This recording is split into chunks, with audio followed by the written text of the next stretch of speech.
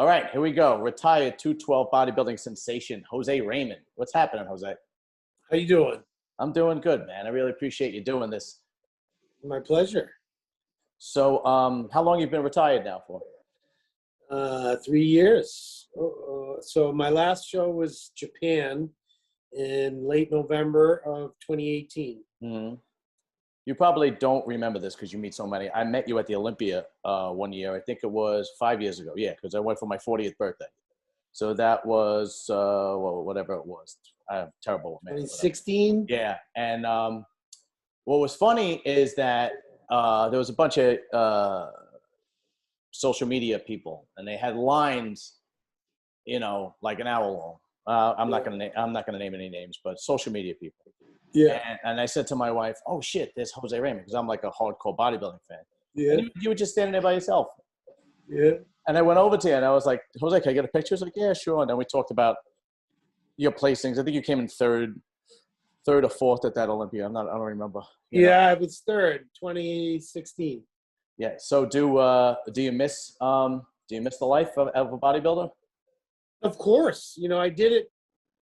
I still train every day. I still eat and live the life, but I miss the intensity of having a goal to, strive for, having to have every moment of your day be perfect because you're going against the best in the world, mm-hmm. and trying to beat the best in the world. And there's nothing else that can mimic that. You can't ever bring that intensity just to look good on the beach or just to feel good. Right. So I miss the competition. I miss the camaraderie with the guys. I miss, the actual weekend, like you're to say, and meeting people like you and getting to spread my passion and knowledge to everyday people that just come out and, want to meet these guys. And oftentimes they're pricks or moody or very socially awkward, mm-hmm. where I'm the opposite. I'm as excited to meet them as they are to meet me. Well, that's good. I was always amped up, and I was the last person to leave. I would be there till 10 o'clock, and that was the night before prejudging. So I was fired up to be there, and, I miss that, more than anything. I miss the people. I miss being part of it. And, I'm still involved. I still judge locally and regionally. And, I still prep a lot of people and train a lot of people and, mm-hmm. and still heavily involved.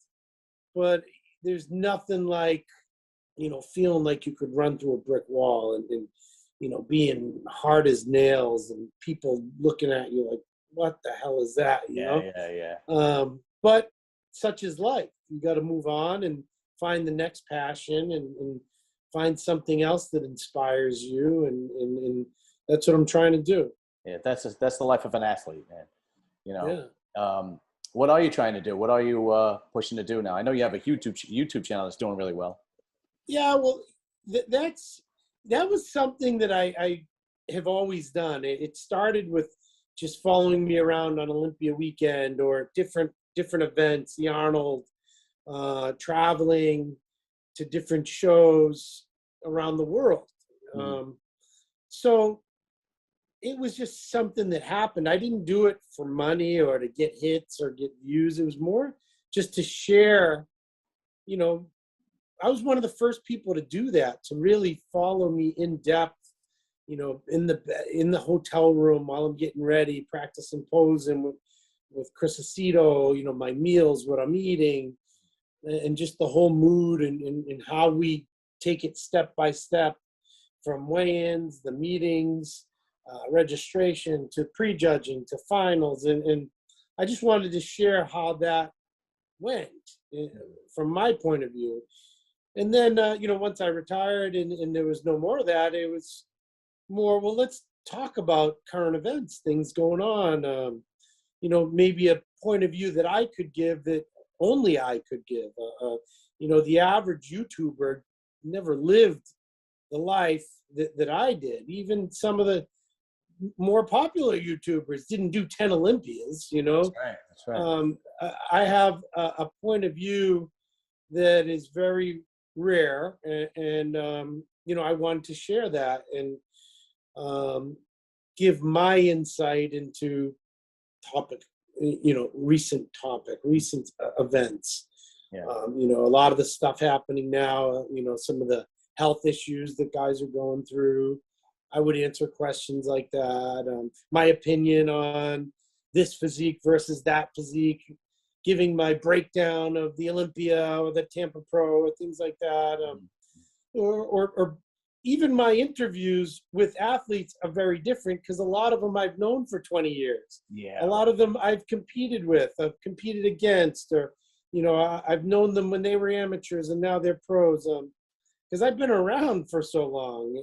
And so my interviews with them are really different. And I don't really consider them interviews. I have my boy Nate doing the interview point of it. And I do more of the shooting the shit with them and making them feel comfortable as if they were just backstage hanging out with me. Right. And that's why the interviews did well and come across a little bit different. You know, I never wanted to be the guy, well, how much do you bench? How much protein do you eat? You I know, try to avoid those questions too. Yeah, it's nonsense. I don't want to talk about that. I want to talk about what makes you special. What, you know, so a lot of guys are businessmen, are fathers, or you know, military, have a different angle. What made you so good at what you do, and how are you carrying that forward? You know, and it was just different things that I had known that a lot of people might not already know about them, and I might be able to introduce that to the audience. So yeah, that's one of the things I'm doing. Haven't been as consistent with them lately because my partner there, Nate, is opening a business, and we've been just really busy. So trying to stay with it, but the last few weeks we haven't done a whole lot. Yeah. Well, you'll get back on top of it. Well, your reputation precedes you because everybody I've ever met or speaks well about you and how friendly you are and how nice you are and so on and so forth. So it only stands to show that your YouTube channel is doing well and yourself is doing well. And even this, I just hit you up while you were doing cardio and you were live streaming on Instagram. And you were like, yeah, let's do it. You know, so it shows the character that you have. Yeah, well, you know, like I said, I've been denied by a few people, and I don't like that feeling. So I want to do as many as I can. And listen, there's no better way to get out there. If I can gain even one more fan from your YouTube, or one more client, or one more anything, just getting myself out there. I always believed that you can grow your brand, your name. Let's face it, my face, my name is my brand. So absolutely, the more I can get out there and reach people, the better. So it doesn't have to be, you know, Nick Strength and Power interview. It can be this. I've done a ton that a lot of people don't know about. Right. But a few of their fans do, and that's all I care about. Well, I appreciate it, and I'm happy that you made me feel better that people turned you down because I get shit on every other day. Of course. Yeah, it's unbelievable. So some of my best friends in the industry turned me down. Oh, that's amazing. I can't believe that. Like I wouldn't do it with me. And then he called me a few months later and he's like, you know, I didn't want to do it because one, if I do it with you, I'll spend the rest of my life doing interviews on YouTube. He's like, but he's like, I know we're boys and I want to do it. But he wanted to come at a different angle and have it be a special reason, not just to come talk about training or anything like that. Right. So at some point, we'll do something, but he was busting my balls like, come on, man. I guess everybody's a little bit different, you know? It is what it is. Everybody, you know, some people love coming on and bullshitting and other people, you know, don't like it at all. I want to ask you a question because I have one particular show that you did in my head. I don't want to say if I'm accurate, but what was the most painful loss What was the most the one loss that stung the most? The 2015 Olympia, Okay. because I was so close to being #1 in the world, and to be honest, most people in the auditorium thought so too. And was it Flex? Yeah, and that's the only one that really sucked, because I mean I have many that sucked, Right. but it's that one that I arguably could have been #1 in the world, Sure. which is life changing. Just the business that could come from that, the contracts, everything, the appearance fees, everything that comes from being #1 as opposed to #2. Yeah. There's #1 and then there's the rest. That's it. Yeah. See, from my point of view, #2 is in the world is pretty goddamn good, but I totally understand your point of view. Yeah. The show that I was thinking of, and I actually messaged you on Instagram, but you probably get a million messages on Instagram, was the Arnold Classic when you took second to Hardy. Oh, yeah, exactly. That was the one I was. So that one stung for a different reason. Again, I love Hide, and I love Flex. Yeah, right. Sorry. You never want to disrespect the winner by being upset, but I was upset because I watched from the stage Arnold send one of his cronies up to the judges table to give his opinion. Like, you're the promoter, not a judge. Yeah. And he had just come out with this, like, this is bodybuilding, not body destroying, and you have bubble guts and all this stuff. And I was the biggest, hardest guy on stage, and certainly, especially from the back. From the back, it was like that. Yeah. And, I just felt like this guy that I worshipped as a kid, and I even met him later on in life, and he was great to me. And then he just started, like, basically talking shit and making sure that I wasn't going to win. And it was a tough pill to swallow. It was as if they changed the rules mid-game. Mm-hmm. I came there to win. Right. I did a show every year they had it. They had 5 212s, and I did every single one. And I didn't have to. I wanted to do it. It was a great show, and wanted to represent not just myself, but the Arnold Classic and the 212 division. And to have it, I just felt like more than any other show, that was a very political move. If you look, there was 5 winners from 5 different countries. When would that happen? When does that ever happen? Right. Each year, a different winner, a different country. It just seemed a little peculiar. Yes. and I brought the heat that year. I wasn't better than the year before, but I was damn close. And I felt as though I had done enough to win, and someone didn't want me to. And that hurt, because that's just not how it should be. Right. And but still, that wasn't the #1 show in the world. It was the #2 show. Right. And nothing hurt more than losing the Olympia. When it's in your grasp, it's there, and my family and friends were all freaking out after prejudging, like, you just fucking won the Olympia. I'm like, no, I knew better. I'm like, we'll see. Now you know how Kai felt, and Flex Wheeler felt, and Sean Ray felt, and the list goes down of bodybuilders that are in the Hall of Fame. That has to be. Branch was another one. Branch came in second. That has to be, like you said, a tough pill to swallow, because you're that close, and it's like, just making it to the Olympia is difficult enough, right? Hey, can you give me 1 sec? Yeah, go ahead. Put my asparagus in the. Go ahead, no problem. All right, go ahead. I'm sorry. No problem, man. That's what we could edit stuff for. No big deal. Okay, Before we get to today's stuff, you have somewhat of a rags to riches story, though. You grew up very modestly, right? I am modest. Yes.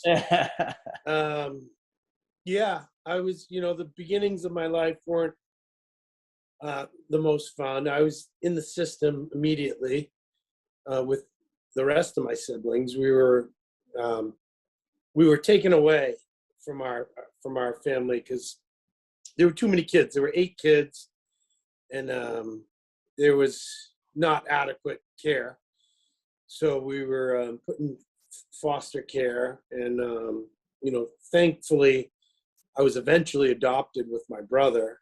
So we got to grow up together I was probably 5 or 6, when we were adopted officially, my brother and I together. So that was huge.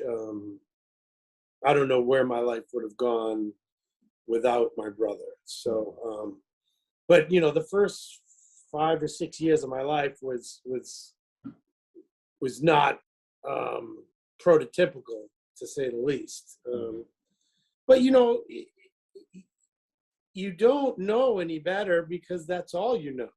Yes. So I didn't see it necessarily as being that bad until I was adopted, and I saw how I was adopted in a beautiful town north of Boston, in a very affluent area with great families and great homes, and I'm so blessed to have been able to grew up in that atmosphere and see what real families are like, and see what parents, visible, what's the word? Parents who are actually there, and paying attention, what that's like. And I got to see that. So I was, basically raised by the town of Wakefield. Okay. So it was amazing. I was so lucky to have been placed there and accepted there. It was, talking late 70s, early 80s. Right. There was still some racial tension in the Boston area. Sure. And, my brother and I, in the summertime, we were dark. Well, what's your background? I'm Puerto Rican. Okay. So, our names are Jose and Tito. Right. You go to a town that's all Italian and Irish, and we had kinky curly hair, and especially back then.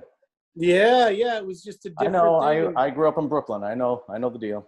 Yeah, so I would hear a lot of, spick, wetback, shit like that, and I didn't know what to make of it, and it got me in trouble a lot. I ended up getting in a lot of fights, and until we started getting into organized sports, and me and my brother were the best on each team we played on, whether it be football, baseball, wrestling, and then we started getting respect. Right. And so that's how we actually started getting into weight training, was because we had social workers that would come and check on us and make sure we were okay.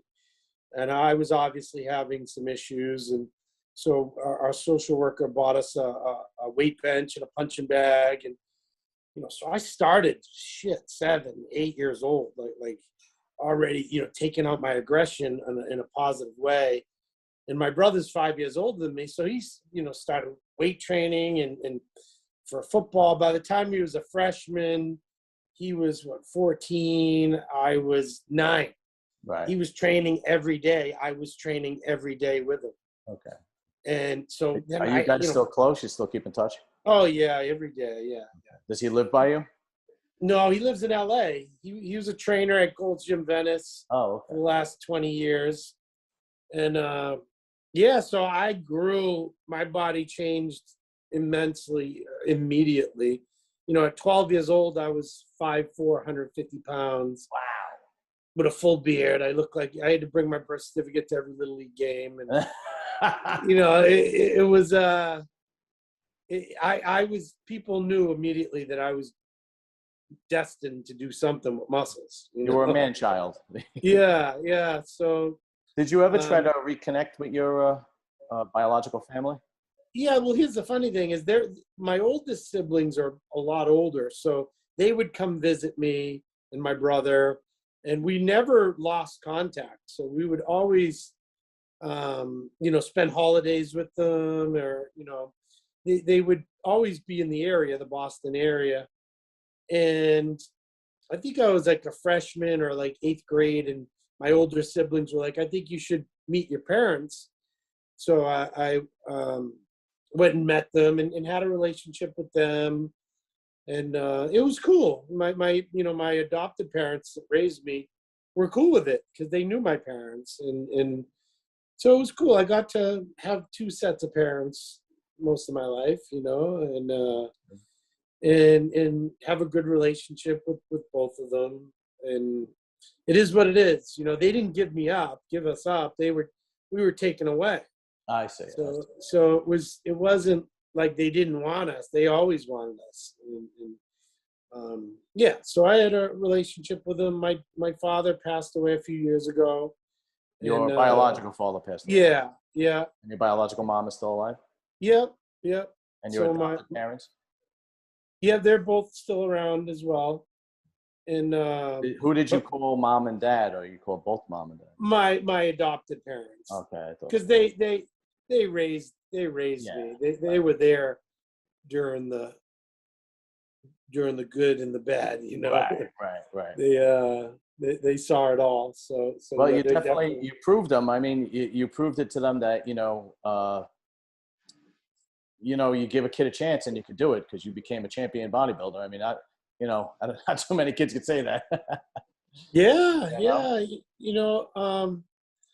More importantly, honestly, than the bodybuilding stuff, because that's like genetics. You need the right genetics to do it, especially at a high level. That's for sure. But the fact that, me and my brother Tito were the first in our family to go to college and get a college degree, and, really? and yeah, and try to go do something more than just be a townie, or whatever. Right. We always had higher expectations of ourselves, and we were both very good at football, so we both went on and wanted to play college football, and we both did, and that was a lot of the motivation to get to college. Yeah, a lot of guys that get into bodybuilding play football or wrestle or have a real athletic background. Well, because there's a certain regiment that you get used to, and that's what kind of regulates your life. Is everyday practice, double sessions. There's a time to eat, there's a time to study, there's a time to train, time for practice, and you get used to that rhythm. And once you graduate college, you're like, now what? That's when I had already been competing through college. I would compete in the summers, and then go to football camp and try to put 15 pounds back on between the last show and football camp.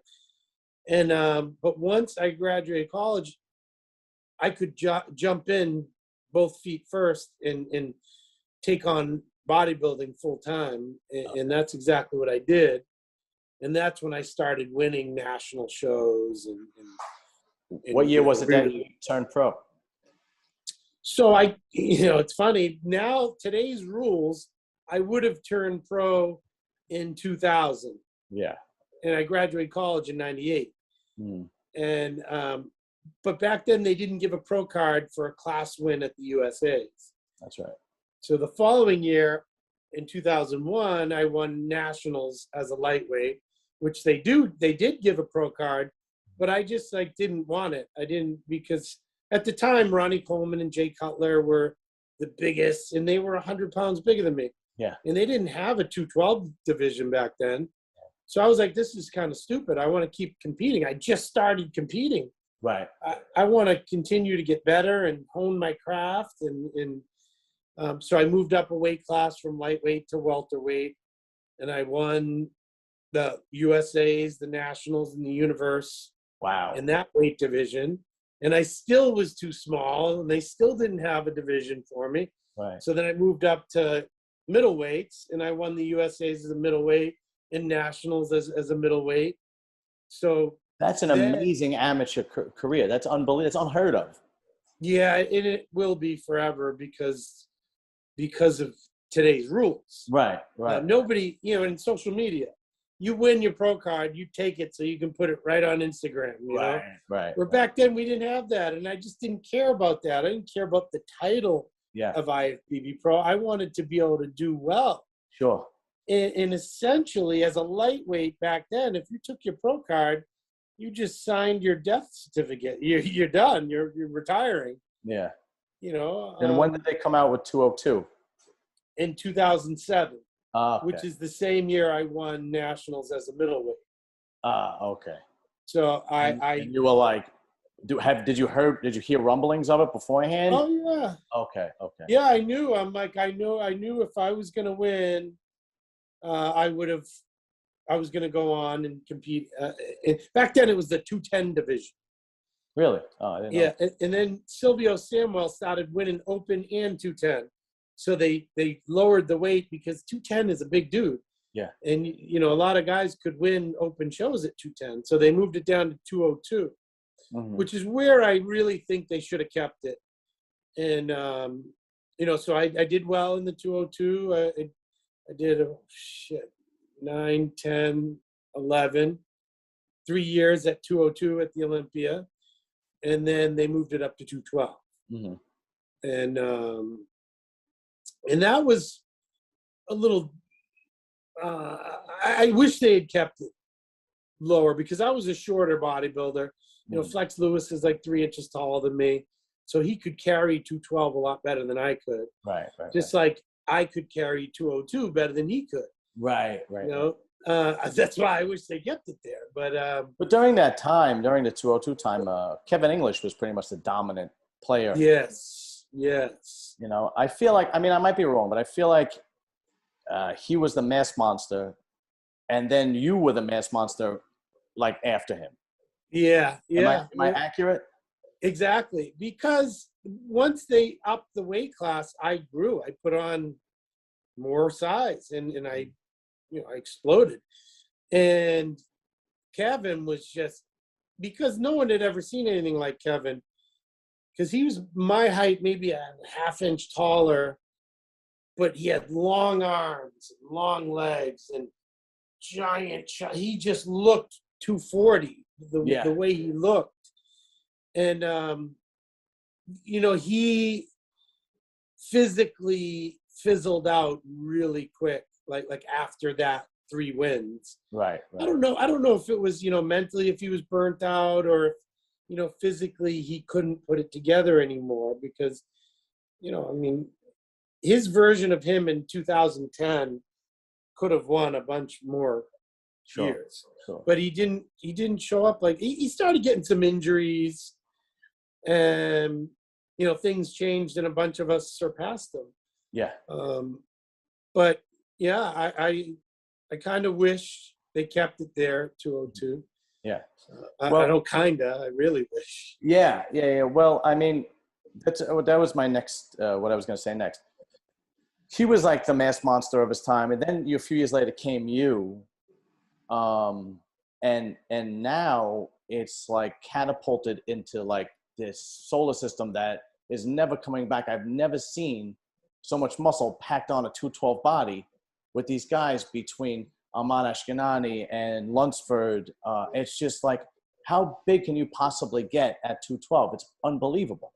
It's crazy. It is. And, I said this just last week in an interview, that the 212 division, although I think it might have been more competitive, the top 4 guys back during my era, because even though Flex won everyone, it was so damn close between David Henry, Eduardo, myself. Like you never knew what was going to happen there. Right. Now it's deep, 10 guys deep. I would risk to say that the 212 is the deepest division in bodybuilding. Yeah. Every time there's a 212 show, I don't know who the winner is. I'm like, where did this come from? Right. But I'll be honest with you, and you can give your opinion. I don't know if anybody's going to beat Clarita anytime soon. Here's the thing. I think he's very limited as to how much more he can put on Yes. Yes. and keep it looking aesthetic, keep it the way he looked last year. Right. Because he's, 5 feet, 5'1". 5'2". I'm gonna disagree with him. Okay. I think he's closer to 5 foot, but he's so well put together. But I mean, he's a small dude, and then you put all that muscle on there. It happened to me, like at 202, I was perfect. Like I could hold it in with a tiny waist, and as soon as I hit 208, 210, it was just. I always say it was 10 pounds of shit stuffed in a 5-pound bag. It was something has got to pop out somewhere. And that's where people started saying, oh, his midsection isn't the same. It's, of course it's not. I was a legitimate monster at my height, and that's what I hope does not happen with Sean. I don't think so. He's got a really good trainer, and and he knows that that's a distinct possibility. Yeah. But knowing it and pushing the boundaries at the same time are two different things. Yeah. Plus, you know what? You're right. You never know. I mean, there's a lot of young blood coming up, and you never know what could possibly happen. Sometimes like Kevin English, just the lights go out, and you just don't. Right. Work, Sean's still fairly young. I think he's 37, and he's got time, and he's very smart, and he knows what he's got to do. So, but like you said, like if Lunsford can nail it, I mean, who can beat that? I mean, the guy is gigantic. I know. And he's got such great flow. He's got it all. He's got great look to him. He's exactly what they would want to represent. Like a Flex Lewis. But he's got to nail it, and we've yet to see him do that. So I don't know. I can't come out and say. Young, right? What's that? He's extremely young, right? He's still in his 20s. Yeah, 28 maybe. Yeah. It's a baby. Yeah, especially for bodybuilding. That's a baby. 28 and on his 5th Olympia. Yeah, that's unbelievable. I'm telling you, there's new blood rushing into the sport. Why do you think? I mean, across the board, between women's bodybuilding, 212, open, classic physique. I mean, there's like this explosion of talent over, I'd say, the last maybe 3 years or so. Where do you think it's coming from? Well, because the powers that be were very smart in creating a division for everyone. Years ago, Chris Bumstead would have nothing to do. He'd be home watching. That's right. Now he's a 2-time world champion, Olympia champion. Mm-hmm. Same thing with Clarita. As good as he is, as good as I was, there wasn't going to be a place for me. There wasn't, I might have been able to eventually crack the top 5 at a decent show, but they wouldn't have even given me that chance because it's not how it was, Right. And now, same thing with, that wellness. These girls that are unbelievable, they were too big for bikini, and they were not hard enough for figure. Yeah, they didn't fit in anywhere. Right. The classic physique guys, they were too thin. They weren't big enough to be bodybuilders. They've created a division for everyone to excel. And then not only that, they've created a goal for everyone else. So the people who weren't big enough to be bodybuilders are like, but I can do that. Right. Or the guys with crazy upper bodies with no legs are like, I can put on board shorts and do that. Right. So they've got a shoe that fits everyone. Mm-hmm. So now the whole fitness industry is 1,000 times bigger than it ever was.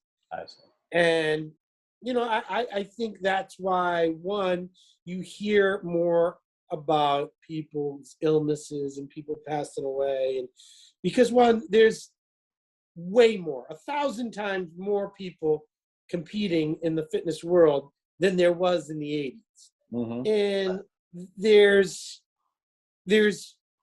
modern day technology, social media. The minute something happens, people know that it happened and how it happened and why it happened. And years ago, something would happen. You'd say, "Oh, you hear so and so passed away." Oh, no, I didn't hear it. When was that? Oh, 2 months ago. Right. 2 months ago? What? Yeah. No, it's true. We hear about it 2 minutes ago. That's right. That's right. And so one, there's way more people involved, and we know right away. And that's why it's so dramatic and so extreme. I don't think that percentage-wise it's happening any more than it was. I just think there's way more people doing it, and we hear about it fast. Yeah, I think you're right. It's hard because these people are young. They're young, like Luke and Dallas. They didn't break 30 yet, and they had literally, like, pardon my expression, the world by the balls. Yeah, they were going to be in the top 5, top 3 Olympians, like clearly, right? Yeah. And it's just a sad state of affairs, And Alina just passed away, prepping for a show. Alina Hot Potting, and you might be right. You might definitely be right. Then again, you don't know what happens behind closed doors. You don't know what people are pushing or what people are doing, and so on and so forth. But any death at such a young age is just tragic. Well, there's definitely nonsense happening as well, and it used to happen back in the 90s. Remember when Momo Benaziza passed away and Andreas Munzer passed away? Yes, and it was all from the same shit. It was people going to extremes. But now, when you have all these divisions, and a lot of these women that didn't grow up knowing about this stuff. I mean, I knew about diuretics when I was in my early 20s or late teens. I knew about Momo passing away. That's when I graduated high school. Yeah. And I knew enough, and then I studied it enough, and then I, did my own investigating enough to know what's crazy and what's not. And a lot of these people don't know, so they blindly listen to the blind leading the blind. Obviously, anyone that tells you to do the things that I've seen, I'm not going to say names because I don't know it's sure. I don't know for a fact anything, and none of us really do. Some of them who do know, they blow the whistle. They're the ones saying it, but I don't know. But from what I've seen, whoever tells you to do that doesn't know what the hell they're doing. What was the most extreme thing you saw? You don't have to name names, but what was the most extreme thing you saw? The most extreme thing, and it was starting diuretics upwards of 30 days out from a show. Are you serious? Or 2 weeks out from a show, or 10 days out from a show. That's madness. Why would then, not only starting 10 days out, but like compounding it. So if you started with half an aldactone, the next day you'd take another aldactone. The next day you take 2 aldactone. The next day you take 4 aldactone. So they were like exponentially going up as they were getting closer to the show. And then at the end, taking a giant, the most powerful diuretic on top of all of it. Wow. I've never heard. Then saying, don't take in any fluid. It is crazy. There are definitely people out there doing dangerous things. And, I just thank God that, one, I coached myself the majority of my career. So by the time it came to have someone, I did my research, and I got with who I consider the greatest coach of all time, who's Chris Aceto, because he's not just a meathead who learned from another meathead. He's an educated guy who studied all these things, and he understands science, and but he also lived it as a bodybuilder. Yeah. And his bodybuilders, obviously show it. I mean, he has 2 Olympia winners, Jake Cutler and Sean Roden, and yeah. I mean, he had you, and Kamal. Oh God, I forgot about that. That's right. Yeah. and I won the Guy Arnold Sistanino. Classic. I was second at the Olympia. You know, he's got his track record speaks for itself. Right. Yes. Yes. Yes. You Yeah. know, he's not just some random Instagram coach, Right. but there's zillions of them out there. Yeah. People don't know better to listen to them or not. Yeah. Absolutely. Yeah. Yeah. No question. Well, you're right, because the first show I did, it was a guy in the gym helping me, and I was 23 years old. I didn't know. But how many pro shows have you won? I won over 12, I'm going to say. Really? Yeah. Why do you say over 12? Does the 13th one not count? Yeah, no, because I can't figure it out. Honestly, in 10 years, I won 2 New York pros, Wow. 2 New Zealand pros. I won a Toronto pro, an Arnold Classic, a Tampa pro, Shreveport, Louisiana, Prague. The list goes on and on. Arnold Classic, right? Hartford, Connecticut, Arnold Classic. I know it's at least a dozen. That's a tremendous, tremendous career. Yeah. That's you're lucky there are bodybuilders out there that barely break the top 5 in a show or top 3 in a show. That's a tremendous career. Yeah. Yeah, that's it's that's nothing to sneeze at. That's for sure. No, I'm very pleased. I knew that I was capable of doing it. That's why I chose to compete as a pro. Mm-hmm. And once I was in waist deep, I was in it to win it, Mm-hmm. Sure. And I had done well. And I mean, even more than the 12 wins, I've had umpteen second places. I was second so many times. That's amazing. That's a tremendous. That's a Hall of Fame career. That's it. Yeah. One more question, and then I'm gonna let you go. I know I don't want to keep you too long. Same thing with the Open. The Open has all this new blood coming in. I mean, tremendous new blood. And the top guys are getting a little older. You got Ramy, and nobody knows if Phil if he's going to continue or not. And you got Brandon, and Sean Roden is unfortunately unable to compete again. And what's the other guy's name? The guy with the Rolly. Right, Rolly. Well, Rolly, he might be on his way out. You don't know. These guys. Brandon Curry. Right. Phil Heath. Right. Who do you think is going to replace these guys? I mean, what kind of new blood do you see in the future jumping into that top 5, top 6 spot? Well, we know who it is. They're showing their faces already, and that's Hunter Labrada, that's Nick Walker, that's Ian Valliere. Absolutely. That's Nathan Deasha. Yes. All these guys that have been slowly creeping up and winning shows. They're not just poking their head out, they're coming out and smashing it. That's right. Yeah. These guys are the real deal. They're going to be moving on. Akeem Williams. Yeah. Akeem's been around for a while, but he's still got more in the tank. And he found the formula. Once he found the formula, it was like, oof. Yeah. And that goes for a lot of people. Is you think you're doing the right thing. You think you're working hard until you really do.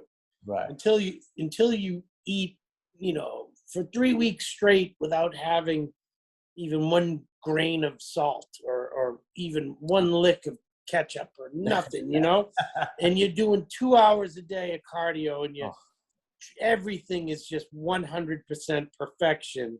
And then you see the results. Then you realize you're not working hard.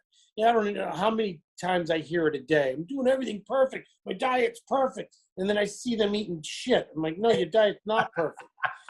There's a reason why you're still fat, Right. Or a guy's doing cardio and he's just he's hanging on for dear life. Right. And I'm like, no, you got to sweat. You got to get your heart rate up for extended periods of time and work. And not only that, but the next time you get on there, you got to try to beat that last session. And you got to constantly try to get better and better and better. And that's how you get better. Yeah. And there was a point at which I realized, a light bulb went off. That's what I got to do. I used to do cardio riding my bike around the lake in my hometown. My heart rate wasn't up. I was, I was hanging out with people. And Right. and once I was introduced to the step mill, 60 minutes on the step mill, I'm like, that's what I was missing. That year, I went into the Nationals. I had striated glutes like crazy, hamstrings. Every part of my body was peeled beyond belief. Then I knew. Then I had the formula, and I never came in not shredded ever again. And some of these younger guys haven't reached that yet. And even the good guys, like once they, like Derek Lunsford, once it's something that light bulb goes off and he knows the magic way to do it. I know Hani Rambod's helping him now. Derek's going to be ridiculous. Yeah. Not just at 212. He's going to be an open threat. He's too big. Yeah, I don't. Yeah, he's way too big. Yeah. I would put him on stage right there with all those guys, Hunter, Ian, Nick Walker. That's where I think Derek belongs. Right. We'll see. And I think in the next 2 years he will be. And don't be surprised if he beats those guys. I wouldn't be surprised at all. He's definitely talented. His genetics are obscene. It just takes some time, like you said. Well, Jose, I'm going to let you go, man. And I appreciate you doing this.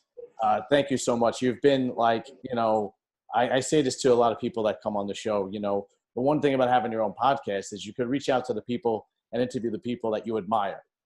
I don't have to sit here and interview some asshole politician from CBS because they told me to. I can interview the people I want to. So meeting you at the Olympia 5 years ago and now interviewing you, it means a lot to me, man, because I've admired you for a long time. My pleasure. Thank you very much for having me, and good luck with everything. Let me know how this goes. I will. Thank you, sir. All right.